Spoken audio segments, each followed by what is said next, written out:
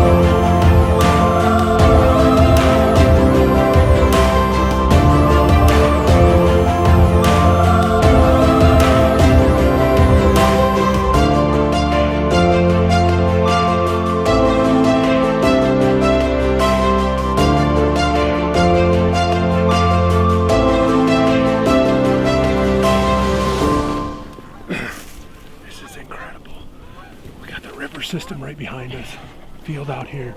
These geese are just trading, and it's so cold they don't want to fly very far off the river. And we just got a perfect A-frame here in this bush grass. No calling, as you can see, and it's pure.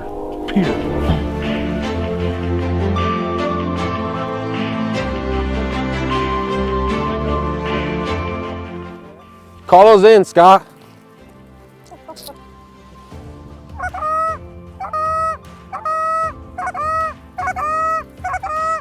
Shit, if they just hooked and go.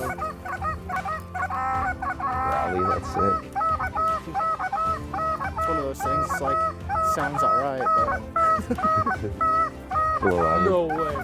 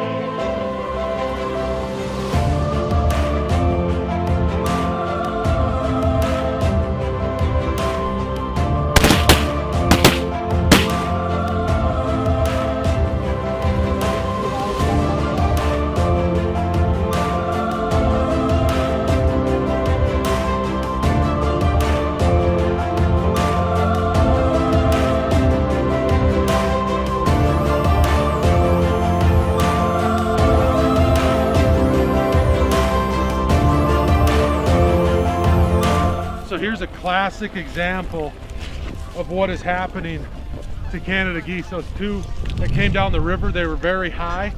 Definitely a nesting breeding pair traveling together. And you got an old school giant or a big bird, and then you got a smaller interior that's probably 5 to 6 pounds.